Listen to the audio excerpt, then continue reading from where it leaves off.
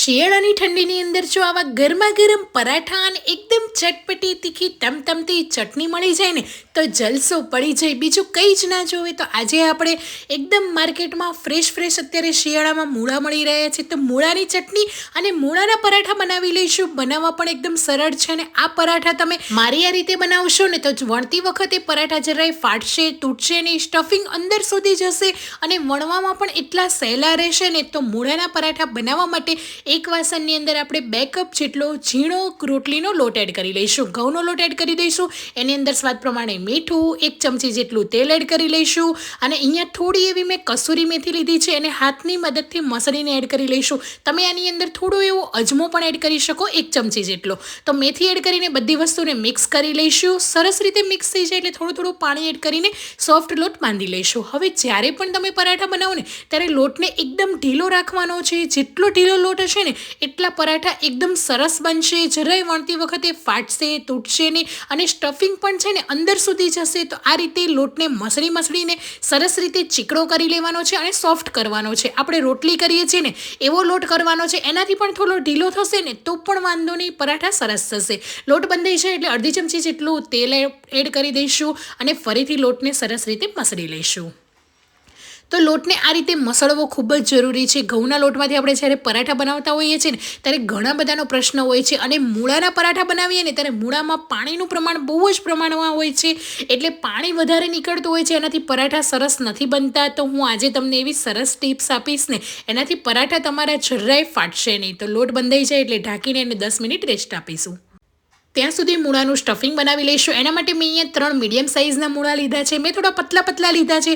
તમે કોઈ પણ મૂળાનો ઉપયોગ કરી શકો, થોડા જાડા મીડિયમ સાઇઝમાં કોઈ પણ મૂળા લઈ શકો. એને ધોઈ લઈશું અને ઉપરની જે થોડી છાલ હોય ને એ કાઢી લેવાની છે, કેમ કે એની અંદર ઝીણી નાની એવી માટીનો ભાગ વધારે રહેલો હોય છે, ધોયા પછી પણ નથી નીકળતો. તો એ આપણે કાઢી લઈશું અને આ રીતે એકદમ નાના ઝીણા ગ્રેટરથી ગ્રેટ કરી લઈશું. તો મૂળાને આ રીતે બધાને ગ્રેટ કરી લઈશું. મેં અહીંયા 3 મૂળાને ગ્રેટ કરી દીધા છે. એકદમ ઝીણું ખમણ આ રીતે તૈયાર કરવાનું છે, જેનાથી મૂળામાં રહેલું પાણી છે ને ઇઝીલી નીકળી જશે. તો બસ આ રીતે મૂળાને સરસ રીતે ખમણી દીધા છે. હવે આપણે એની અંદર અડધી ચમચી જેટલું મીઠું એડ કરી દઈશું અને 5 મિનિટ રેસ્ટ આપીશું.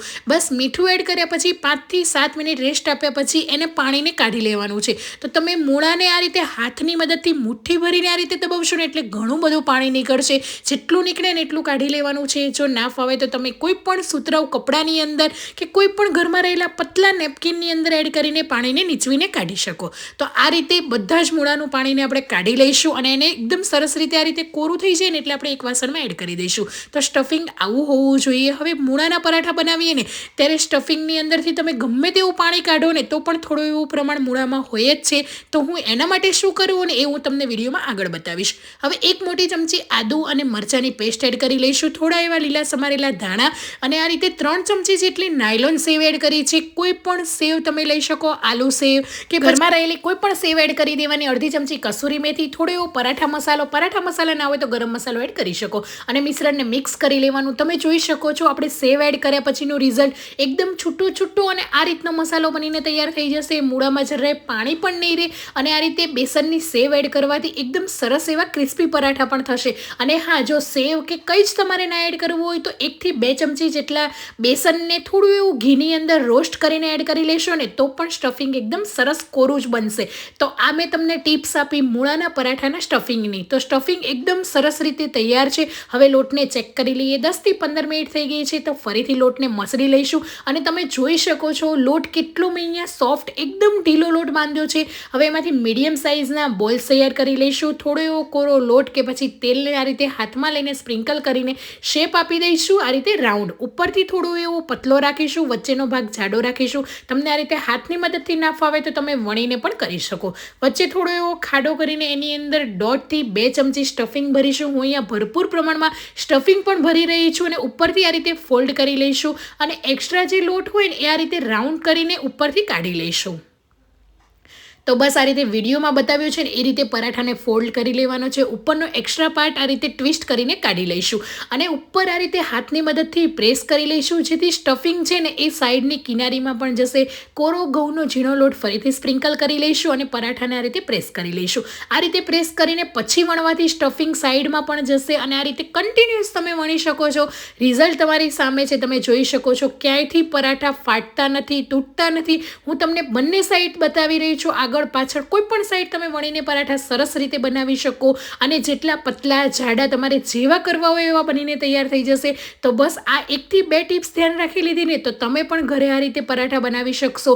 જરાય કોઈ પણ ઝંઝટ વગર, કોઈ પણ માથાકૂટ વગર, ક્યાંય લોટ પણ નહીં ચીપકે અને પરાઠાને ઉપરથી આ રીતે થોડી એવી કસૂરી મેથી લગાવી લઈશું. આ રીતે તીખા લાલ મરચાં લગાવી લઈશું. તમારે જે રીતના પરાઠાને ઉપરથી ગાર્નિશ કરવા એ રીતે તમે કરી શકો. એમને પ્લેન પણ રાખી શકો અને લીલા ધાણા એડ કરીને ફરીથી આ રીતે વેલણથી 1 થી 2 વખત વણી લઈશું. તો તમે જોઈ શકો છો લુકમાં પણ જોતાં જ મોઢામાં પાણી આવી જાય એટલા મસ્ત મજાના મૂળાના પરાઠા આ રીતે વણીને તૈયાર થઈ ગયા છે. હવે એને આપણે શેકી લેવાના છે. તો મેં તમને આ રીતે એક બતાવ્યો, બીજો પણ હું તમને બતાવી રહી છું કે આ રીતે તમે ફરીથી મોટી સાઇઝનો લુઓ લઈને 1 થી 1.5 ચમચી 2 ચમચી સ્ટફિંગને ભરીને ઉપરથી એક્સ્ટ્રા લોટ કાઢી લેવાનો અને એ પછી વણી લેવાના. તો જ્યારે જેટલા તમે પરાઠા બનાવશો ને બધા એક સરખા જ બનશે.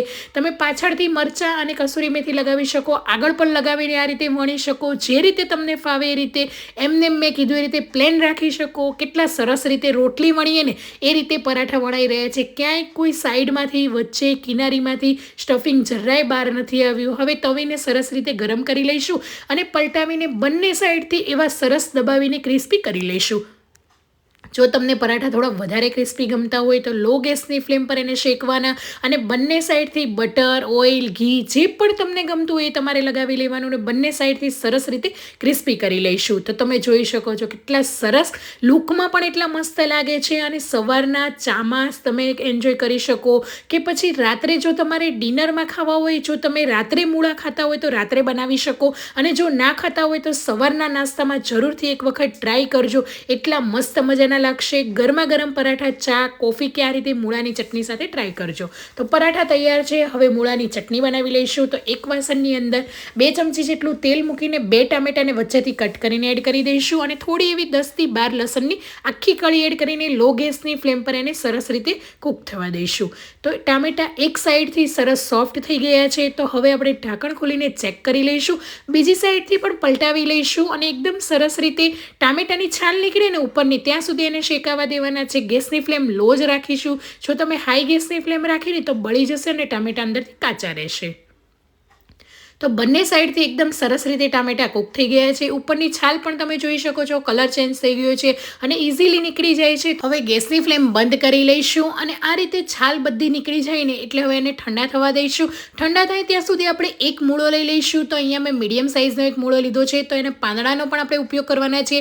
એટલે સરસ રીતે પહેલાં તો ધોઈ લઈશું અને છાલને થોડી થોડી કાઢી લઈશું અને મીડિયમ સાઇઝના કટ લગાવી લઈશું. તો મૂળાના જે પાંદડા છે ને એની આ રીતે ચટણી તમે એક વખત બનાવશો ને તો સરસ લાગશે. કોઈ પણ પરાઠા મૂળાના નહીં હોય એમને એમ તમે રેગ્યુલર પરાઠા જોડે પણ આ મૂળાની ચટણી ખાશો ને તો પણ મસ્ત મજાની લાગશે.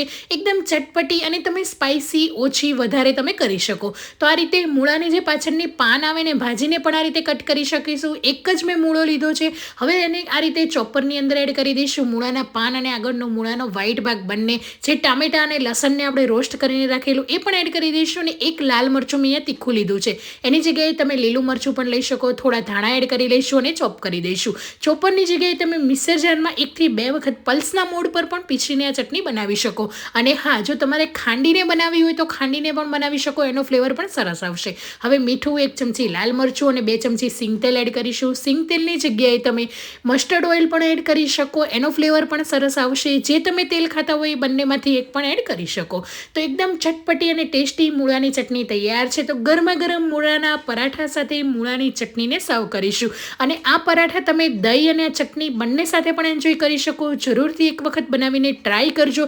એટલા મસ્ત મજાના બનશે. પેક કરીને આ રીતે બાળકોને લંચ બોક્સમાં આપી શકશો. જોડે રાયતા મરચાં પણ મેં અહીંયા સર્વ કર્યા છે. એની રેસીપી જોઈતી હોય તો જરૂરથી કમેન્ટ કરજો અને કેવી લાગી આજની રેસીપી એ પર જરૂરથી જણાવજો. જય શ્રી કૃષ્ણ.